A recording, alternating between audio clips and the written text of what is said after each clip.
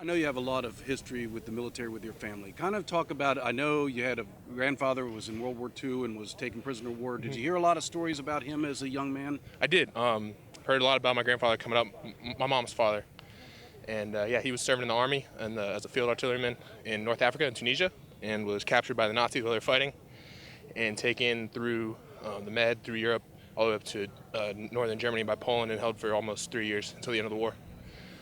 So yeah, I mean, I've heard all kinds of stories. Because they shared an internment camp with the Russians.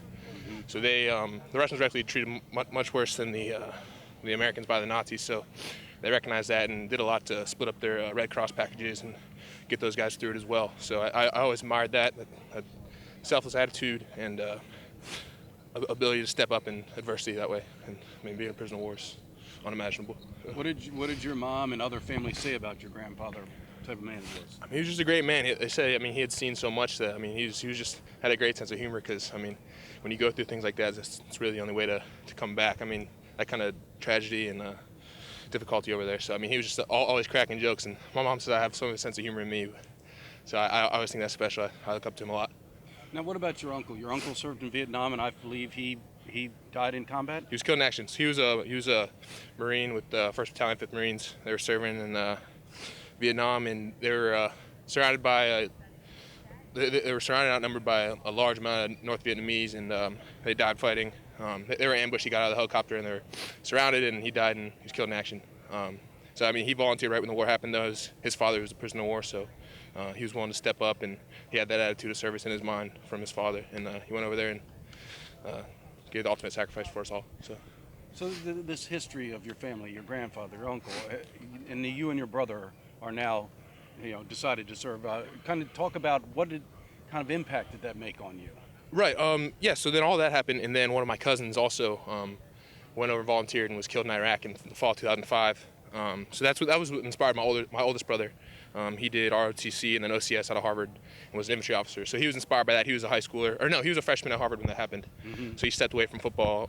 He had walked on at the time, stepped away and went and did OCS, became an infantry officer. And then I was in junior high when that happened. So I was like, all of a sudden, like those stories weren't so like a movie; they were actually real because now it was another cousin. So, Right. But yeah, I mean, I've had a great life here. I think all of us have, and so having that tradition of service in my family that sort of created a sense of duty in me, and I wanted to do my part when Coach O'Rourke came down to Houston and started recruiting me. So. Well, I said, did you think even before Navy recruited you, did you sense you were going to serve in some capacity? Yeah, I mean, yeah, it had always been a thing. 'Cause, I mean, you see pictures like that up on the wall of my uncle in his dress blues, or my grandfather in his uniform when he got back from being liberated in Germany. And it's like you want to be like that. That's an ultimate hero. That's a role model for anybody, any American to look up to. Yeah, so I'd always been the little kid drawing pictures and stuff, and looking at pictures of the military on the computer all the time and watching all the war movies. And I mean, those are only so real. I mean, it's different to come here. So, I mean, I wanted to take it to the next level and actually do the job. So that's why I'm here. So it's kind of a blessing that you got recruited because it's the best of both worlds. You get to play football here and experience Division I football, but then you'll be able to serve. Was it so when the Navy came to recruit you? I guess it didn't take long to say, I think I like this idea. Yeah, I mean, it was spring of my junior year at Klein High School, and we were out in spring ball, and I saw a guy in a Naval Academy polo and khakis, Coach O'Rourke over there with sunglasses on. He's watched me the whole time, and I was like, all right. And it sort of worked out. Cause my parents had always told me, it's important to get a good education, and then I was an okay football player, a little above average, and then I mean, I'd always looked up to the military, so it's like all three in one, and it worked out for me. So I mean, it didn't take long. I didn't commit to it immediately because I had to get on campus and see, but I mean, I just had a feeling immediately. I remember I snuck out of class when I went back to class the next day and called my dad, after practice, and called my dad and I said, hey, I just got Naval Academy here. And so, I mean, I just had a feeling from the start. So now, 4-year grind, NAPS, in 3 years, and now here you are, a chance to start.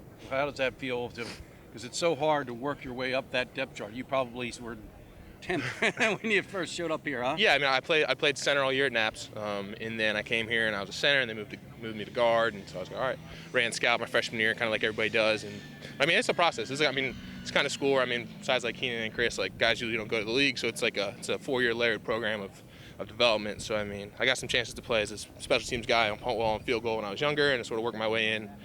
Got to play some last year, and then here I am first right now. So yeah, I mean, it's been a journey. I can remember being in Newport with the guys grinding, and Coach Browse up there, and Coach McDonald, and Coach Chevry, like just teaching us the basics. Then we get up here, and then just reset, get down to the bottom again because there's so many guys. And But yeah, I mean, I just try to do what they tell me to do. I mean, I'm not perfect. Don't get that confused. But I just try to do what they tell me to do, and I mean, it's worked out well for me. So What are you hoping to do in service? I want to go Marine Ground, and then from there you go to TBS and pick something.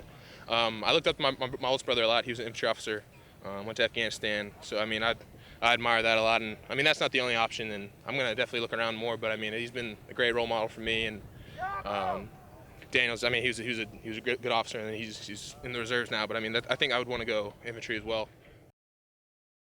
What are his strengths as a guard? I mean, is it?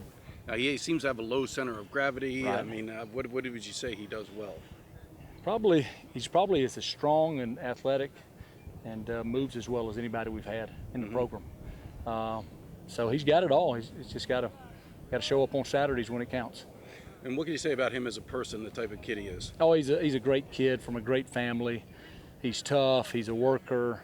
I would expect he'll have a great season for us. Yeah, the kid's solid. He has a lot of military connections. His grandfather, his uncle, his brother. Was you aware that he had? I mean, this means a lot to him to serve. No doubt. I know his brother is a Marine or a former Marine, so I did know that. I didn't know about his grandfather and stuff, but obviously I think this place means a lot to him, and serving his country means a lot to him. And I mean, the kid's first class. He's as good a kid as we've had here, and he's talented, and he has a chance to have a really good football season if he'll continue to progress, the way that he's working. So